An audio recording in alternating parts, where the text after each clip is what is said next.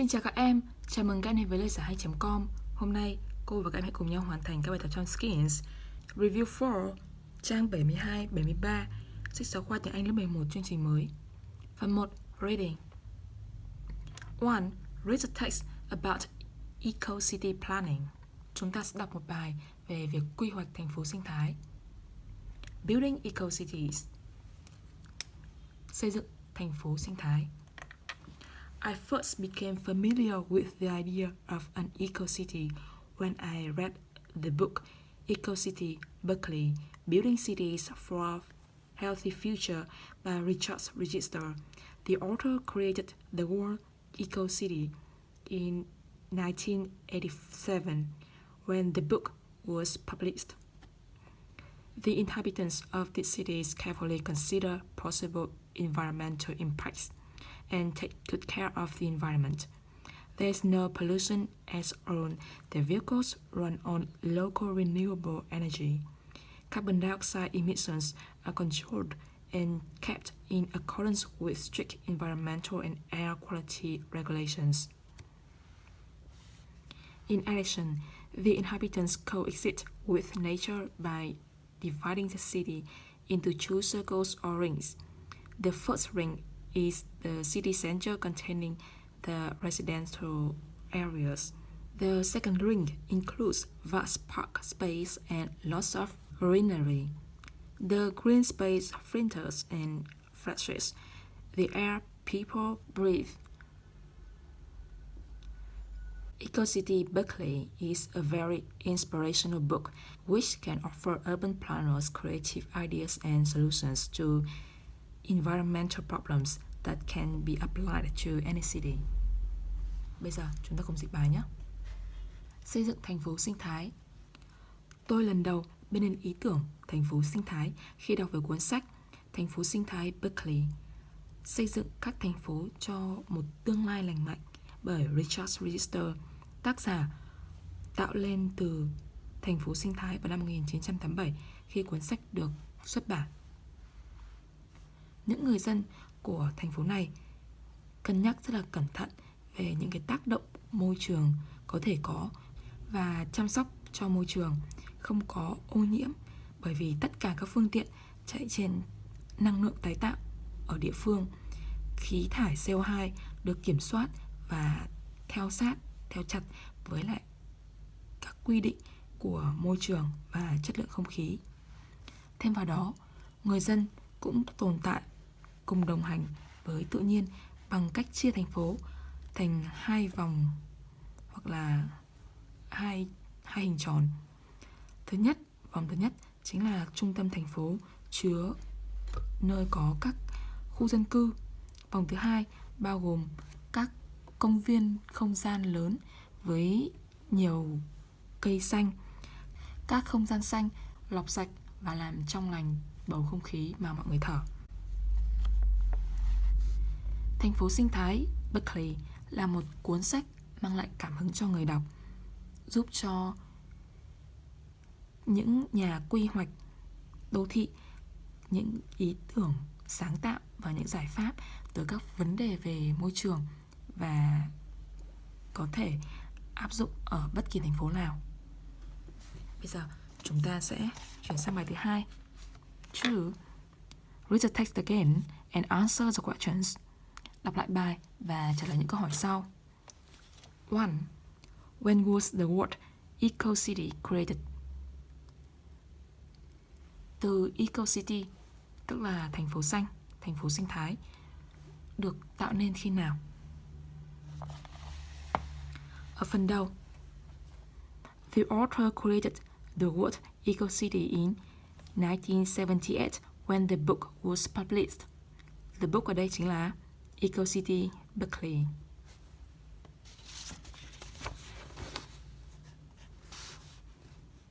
Chúng ta trả lời như sau. It was created in 1978.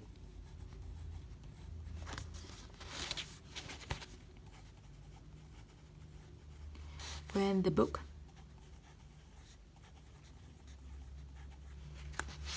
Eco City.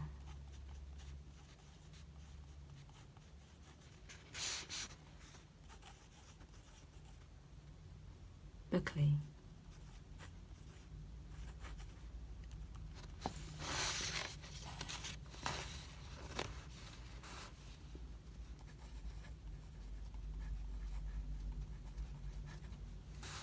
Building cities for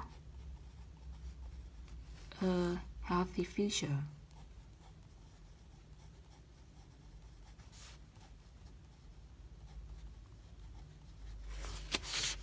By Richard.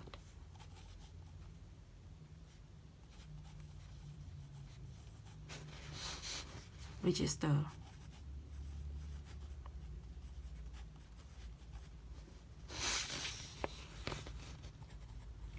Was published.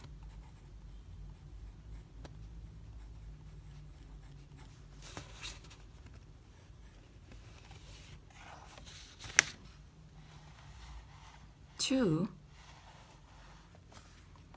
why there no pollution in Eco City Berkeley? Ở đây, trong bài, there no pollution as all the vehicles run on local renewable energy.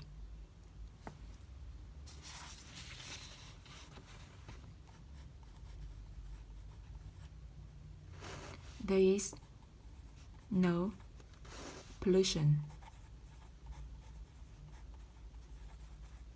as all the vehicles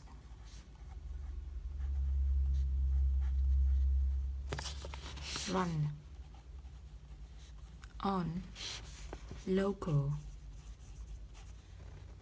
renewable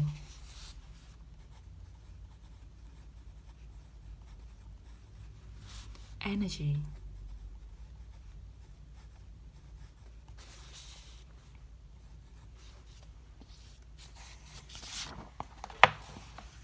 Three, how do the inhabitants coexist with nature? Bằng cách nào người cư dân có thể cùng tồn tại với thiên nhiên?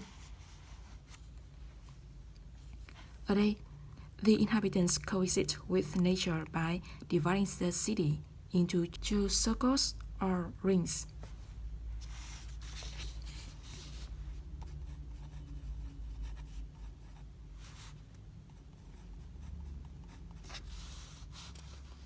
They coexist with nature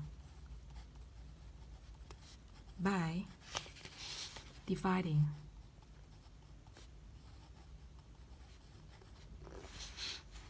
the city into two circles or rings.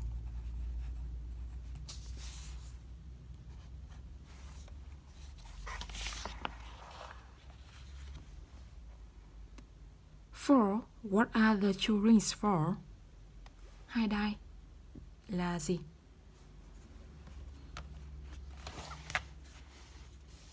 The first ring is the city center containing the residential areas. The second ring includes vast park space and lots of greenery.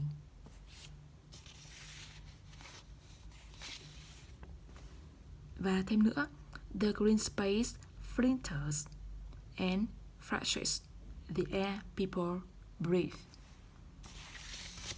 Chúng ta trả lời như sau. The first ring is the city center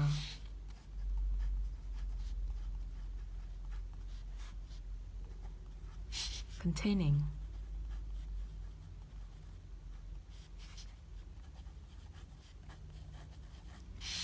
the residential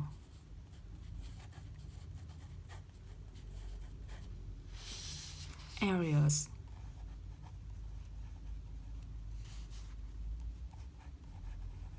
The second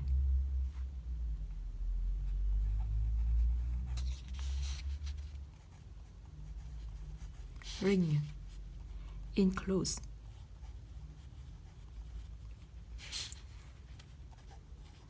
vast, park, space, and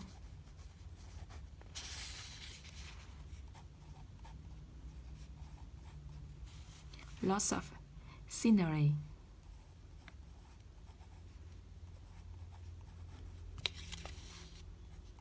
Which filters and refreshes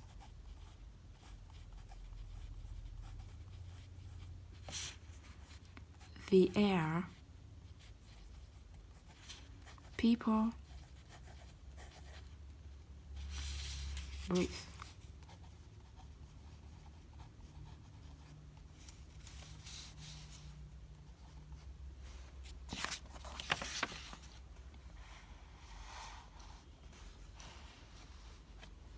Five, who needs to read Register's book and why?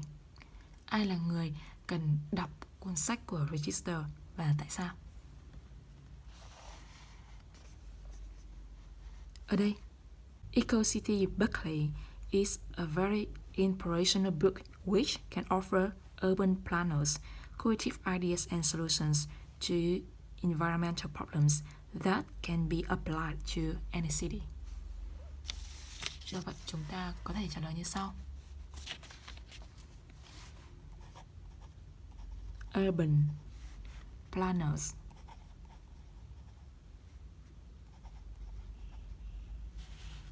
need to read the book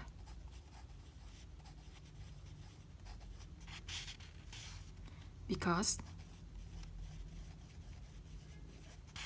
it can offer them creative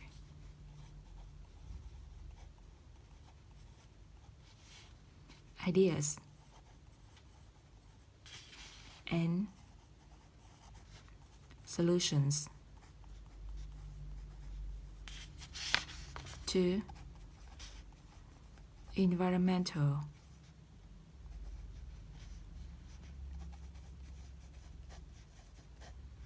problems.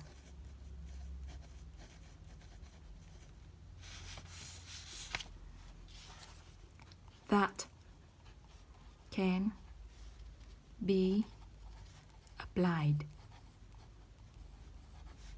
to any city. Chuyển sang phần tiếp theo, speaking. 3. Work with a partner. Choose your ideas or use your own ideas and make a conversation about sustainable living. Các bạn hãy làm việc cùng người bạn của mình và chọn ra 2 ý tưởng hoặc dùng ý tưởng của riêng mình để tạo ra một đoạn hội thoại về lối sống bền vững. Sustainable living, sống bền vững. Short rubbish for recycling your waste to generate electricity, heat, etc. to meet daily needs. Phân loại rác và tái sử dụng chất thải, sử dụng chất thải để tạo ra điện, nhiệt và đáp ứng những cái nhu cầu cuộc sống hàng ngày. Design walkable streets, walk first, then cycle, then use public transport. Thiết kế đường đi bộ. Đầu tiên sẽ là đi bộ trước, sau đó đến xe đạp và sử dụng các phương tiện giao thông công cộng. Protect natural habitats, supports local agriculture. Bảo vệ môi trường sống tự nhiên và hỗ trợ nông nghiệp địa phương. Promote simple lifestyle, cook with locally grown organic ingredients. Lối sống đơn giản, nấu các món ăn địa phương với các thành phần hữu cơ. Các bạn có thể tham khảo ví dụ như sau. Example, Student A. How can we live more sustainable lifestyles? What do you think our urban planners should do? Student B. I think they should redesign abandoned areas and convert them into rich, diverse ecosystems. Student A.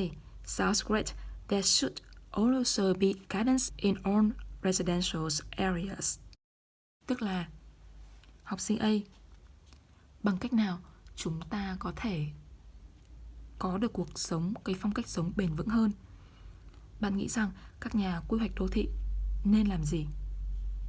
Học sinh B, tớ nghĩ rằng họ nên thiết kế lại những khu vực bị bỏ hoang và biến chúng thành hệ sinh thái giàu có, phong phú, đa dạng. Học sinh A, nghe tuyệt vời, thật tuyệt. Và cũng nên có các khu vườn ở trong các khu dân cư. Bây giờ chúng ta chuyển sang mục tiếp theo. Các bạn có thể tham khảo một số câu trả lời mẫu của cô như sau. Student A. How can we cultivate more sustainable lifestyles? Do you think urban planners should have practical solutions in mind? Student B. I reckon that they ought to design more walkable roads and cycle lanes to reduce exhaust fumes. Student A. That's great. This atmosphere will stay fresh and serene also.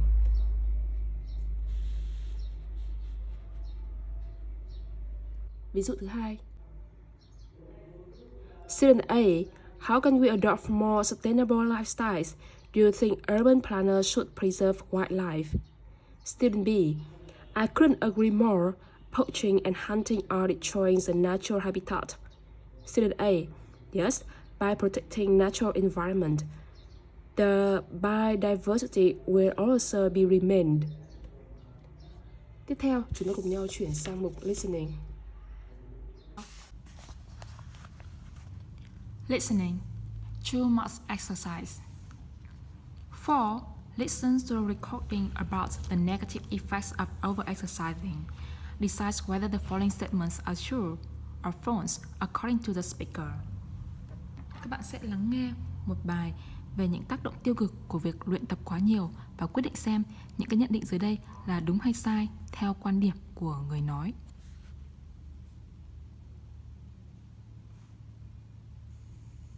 Review 4. Skills. Listening. Activity 4. Listen to the recording about the negative effects of overexercising.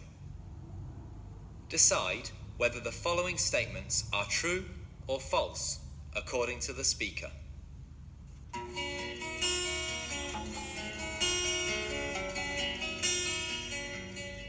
Nobody can deny the benefits of exercise to human health, but too much exercise can do you more harm than good.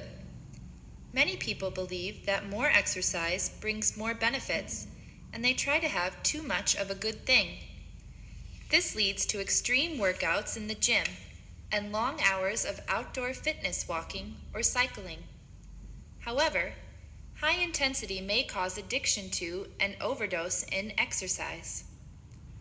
Overexercising may damage the body's muscles and joints, increase the risk of heart disease or stroke, and even cause death. The same degree of exercise might be moderate to 30-year-olds and intense to 60-year-olds. Always consult with a doctor before starting a new exercise program to make sure you exercise safely and effectively. Bây giờ chúng ta cùng nhau chữa bài nhé. 1. The more exercise you do, the healthier you become. Bạn càng luyện tập nhiều thì bạn càng trở lên khỏe mạnh. Các bạn thấy rằng ở đây, nobody can deny the benefits of